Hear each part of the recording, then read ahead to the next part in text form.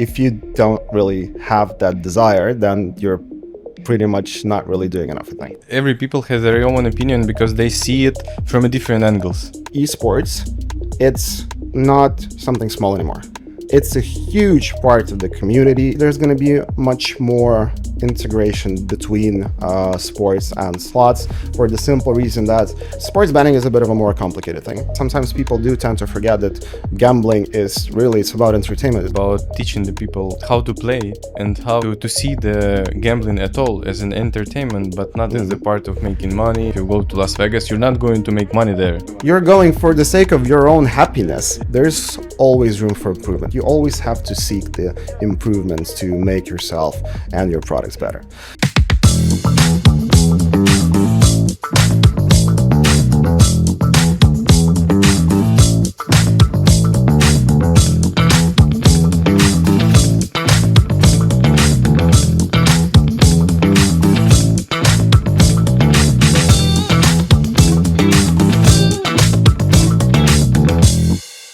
Alex, the first question that I have for you is about your personal journey, and could you please share it with us and tell me how did you go to iGaming, and what is the story behind you? That's me getting into iGaming. I would say that it's a bit of an accident, if you could put it that way. Many years ago, I used to study in Portugal. I did my master's in marketing. So obviously when I got back home to Ukraine, I thought was, well, I'm apparently good at marketing, so that's what I'm going to try doing. Half a year later, I realized that it's not really something that I want to do. It's a bit boring. It's very, very specific. It's not the sort of marketing apparently I was craving in my head. I started looking for another job, and I got invited to be a project manager, right, from marketing to project management, literally out of nowhere, in an IT company that was dealing with dating and some sort of an educational, basically, platform that they were creating. Spent 1.5 years there, partially combining being a project manager and product manager. I got bored at some point because the company was relatively small. I think we're like 80 people in total. The market was sort of very niche, very specific, and even though it was interesting, but for me, like, at some point the interest was just blurring away. So I started looking for another job, and I got invited to a company that was developing sports betting solution for some of big Ukrainian sports betting brands. I've been there as a project manager for, not really sure, I think it was something around 9 months. I got promoted to product manager after that. Then suddenly, when the war hit, there was an idea inside the company to start developing a separate sort of B2B business, something that we now in the industry know called DataBet. Was invited to be the chief product officer there. So spent like 2.5 years there, building the company together with the former CEO, Yuri. Well, he's still the CEO, but I'm not there. Building it, I think we've reached quite high grounds, and then the guys from TurboStars kind of came over asking if I'm curious to take on something new, something that I haven't tried, which was a bit wider because it was not only sports, but it was more sports plus casino, plus partially games. And I was like, yeah, sure, let's give it a try. So that's pretty much the very, very short story of my journey to the iGaming business. I see. And your recent appointment as the CEO was announced just before the conference. So could you please share your main goals and vision in this new role, which you will bring to the company? We've known each other for a while, and you know that my point is always I want to take over the world, right? Because if you don't really have that desire, then you're pretty much not really doing enough, I think.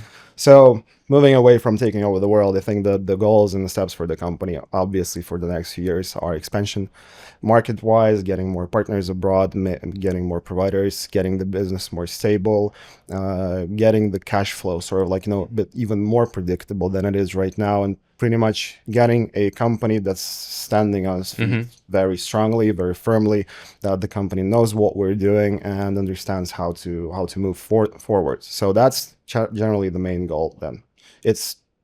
There's two parts there, right? Because TurboStars, that's half platform, the other half is sports. And obviously you have different sort of goals in the division of those two companies. But generally, the main point is to get on track, drive growth, more partnerships, more providers, getting the whole thing rocking. That's Awesome. That's the goal. Awesome. Yeah.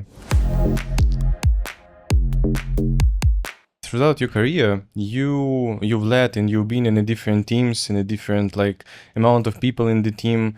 And could you please share about your leadership style? Because it may be differ from team to team, and it may be differ from personalities to personalities in the team. How it shifted from one chapter to another, or you have any like key principle that stand with you for a long period of time during your career? It's very interesting because, again, as I said, I've been in, as you said it yourself, I've been in quite a lot of different industries and quite a lot of different teams, from very small to very big ones. And I think that the influence was pretty much from all of them, that every industry, all the people, everyone thinks differently, everyone wants different thing. And I think that that has influenced me to understand how to try and build proper communication with people, because the only way in my perception, the only way you can be perceived as a leader is not when you walk in and you say, we are going to do this. You can do that, but you need to have the backing of your team. And the only option for you to be backed by your team is that when the team knows that you are also backing them up. And that obviously means to communication that has to be like, on a very, very sophisticated, on a very correct level where people trust each other. And so I think one of the key principles, and I guess the main one in the team, is that you need to trust each other. Without trust, you're not going to go anywhere, unfortunately. Second is that everyone in the team or in the company has to understand the goals. As in, being a CEO or a CPO or a COO, it doesn't matter. Whatever C or head position you have, it implies that you have people that you are sort of dealing with, right? And it's regularly quite a lot of people, and they need to understand what is the strategy of the business and where we're going. Because without this, you are going to have a very chaotic sort of movement where people are going to be different things, which are partially going to be sort of moving you away from reaching the final goal. So communication and trust is obviously the most important thing. That's what I'm hoping I'm trying to do. It's much easier to tell when you're looking at someone from the side, I would assume, but yeah. So yeah, that's what we're doing, trying to be as transparent as we can so that everyone is happy, everyone is understanding where we're going and why we're going there, and that everyone is backing each other up. That's sort of the leadership principle I have. I totally agree with you, because what I see, it's when everyone in the company aware of the goal which you're looking for and which you're moving to, it's much easier to, first of all, communicate with people, because you just don't have to clarify them every time what you should do. They understand that. And if they don't understand that, you were right about taking you out from this goal. Not because making wrong movements or whatever, but because not understanding the way where it should go. They can go with the same actions, but in a different way, and have the different goal. Yeah, but they can lose focus. Yes. This is like the strategy. I think also another good thing that I'm very sure you've seen that yourself, that when teams understand the goal that you're trying to reach as a company, very often you can have people from very different scenarios just coming in and like, hey, I have an idea. Yes, that's right. And very often these ideas, they actually make sense. And you're like, your eyes might be sometimes so blurred that you're looking at what you're doing. And you're like, I think I'm doing the right thing. But you're very often missing out on the small pieces. And you have people coming in, they're like, dude, let's do this. This is going to work because whatever. And you're like, that's actually genius. Yes. It's like we're doing that very often. We're trying to implement these sorts of practices, when you ask your teams, like, what do we want? Like, we know the goal. Let's think together. Let's get the collective brain together and try to understand how can we reach it. And it works. It really does work. And this also works because, every people has their own opinion, because they see it from a different angles. Like, they see it from the perspective of partners if you're talking about account managers, potential partners if you're talking about sales, compliance if you're talking about certificates. And if you bring all of these ideas into one, and after that, you can just go with all of the ideas, because it's going to be like crazy, hectic process to experiment everything. But if you will find like few of them and trying to do that, it's going to change a lot of things inside.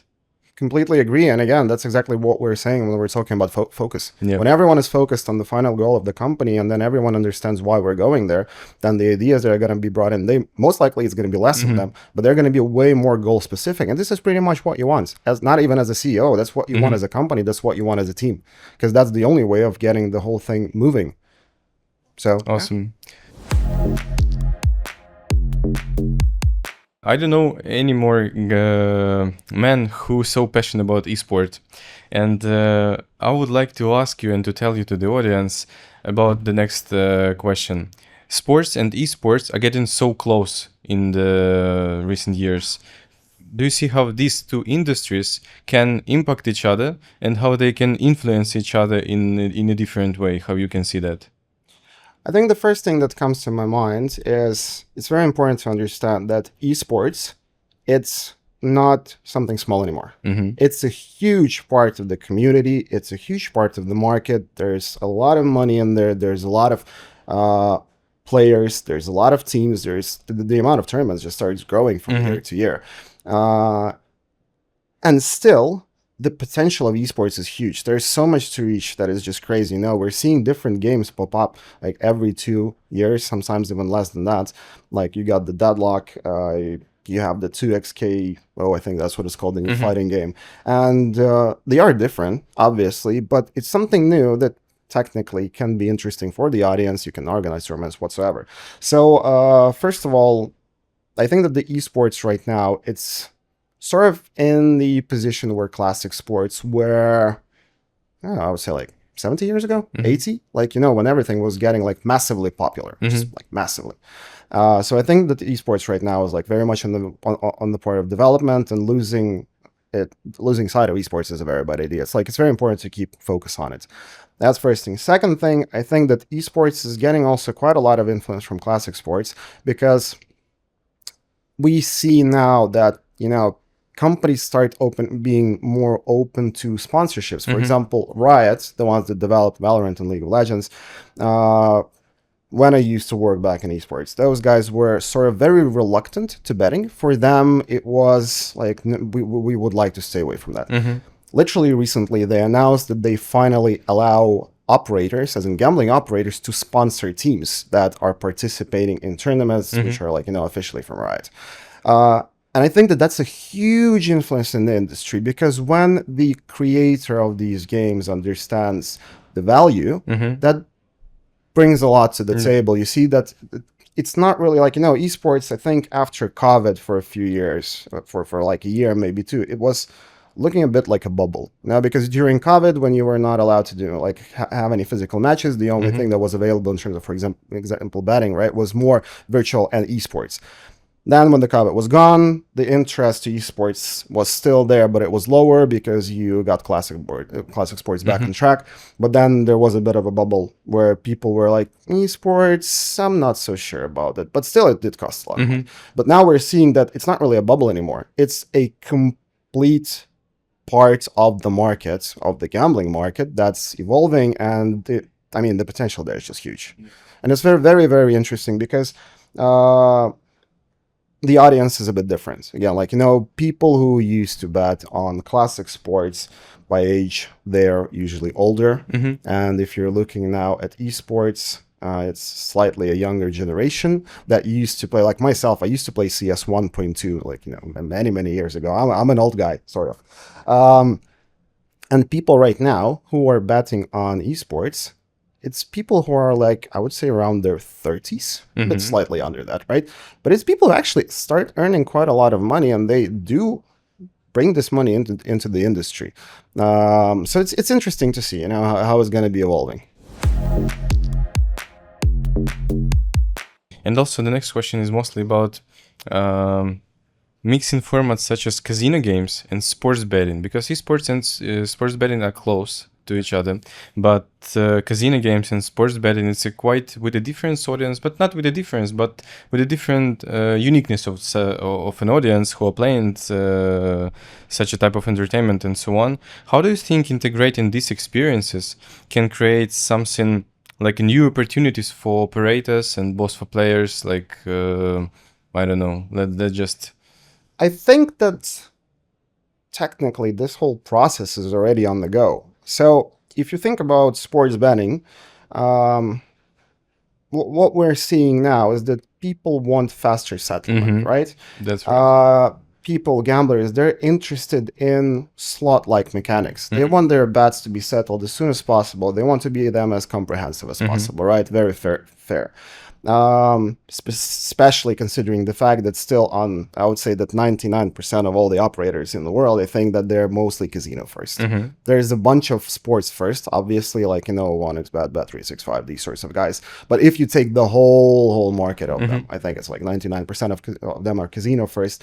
And the audience wants more slots-like mechanics in betting. And we've seen that already for quite a few years, because if you think about micro betting, right? It's markets that you bet on and they get settled during the next 1, 2, 3 to 5 minute stops. That's already a slot mechanic, pretty much. That's the first thing. Second thing, obviously there's going to be much more integration between sports and slots, for the simple reason that sports betting is a bit of a more complicated thing, right? And if you want to get more customers abroad, you need to sort of teach them what sports betting is. And one of the options for doing that is creating a mechanism which drives casino players to sports betting and then leaves them there. Like, they're actually sitting there. They might be playing some sort of a slot on sports betting, but just by the fact that they're there, they're looking at the sports betting iframe or whatsoever at the website, right? They see how the odds change. They see how the stats change. They see the events. They sort of start getting less reluctant and more interested in that, and then eventually they start playing. And even on top of that, speaking of Bet365, those guys literally just like week or 2 weeks ago, they have launched a penalty shootout. We've talked about this in the sports betting zone, right? So Bet365, a sports betting operator first, integrates slots into sports betting. And we see that it is sort of the trend of the industry. There's going to be more and more integration. There's going to be more mechanics that betting is going to be taking from slots, because again, you want it to be more simple. You want it to be faster, because fortunately, majority of people, they don't like to think, especially when it comes to gambling. They're sitting there like, pressing the button, being completely happy about it. And I think it's all going there. There's just going to be more simplified, more fast in terms of settlement. I really like the idea that you said about teaching the people how to play and how to, which is more important, I guess, to see the gambling at all as an entertainment, but not as a part of making money and the job and so on. But a lot of companies right now just rushing, I can say a bit, to attract new audience, to switch the audience from one to another and so on. But what I find more important is to teach your current audience that they have different types of entertainment in the same product, and it can help you to shift audience from one product to another, just not thinking about them how to make money with them, but to think how to make them entertained. I completely agree. And I think that sometimes people do tend to forget that gambling it's about entertainment. It's not really about making money. People tend to forget about that, and we see brands popping up constantly, and then they close down like 2-3 months later, because what they were expecting is they launch, they get a provider of whatever, let's say the whole solution, and then they're like, oh, I'm not seeing any revenues 3 months later. You're like, obviously you're not. That's going to take a bit more time, and they're like, yeah, well, but we don't have the investment anymore, and they close down. And it's and people do tend to forget, and I think it's very important to remind sometimes that it's still entertainment. It's not about making money, obviously. Financial goal is important, really important. Yes, exactly. But you definitely have to understand that gambling and iGaming is more about entertainment. It's more about fun time to spend with friends, with family. It doesn't matter. Like it's always about that. Even if you go to Las Vegas, you're not going to make money there. No. Who you are. You're going for the sake of your own happiness. Yes. I'm willing to go there. Spend 5 to 10K if it makes me happy. Yes, that's right. Yeah? That's totally right. And Alex, I have 2 more questions about your personal life, and I would like you to share with us any kind of hobbies or any kind of free time activities that you have out of the job and out of the work. Not making my life easy. Yeah. That can feed you up with an energy and can... and after these activities, you feel motivated and inspiring to do most of your job done.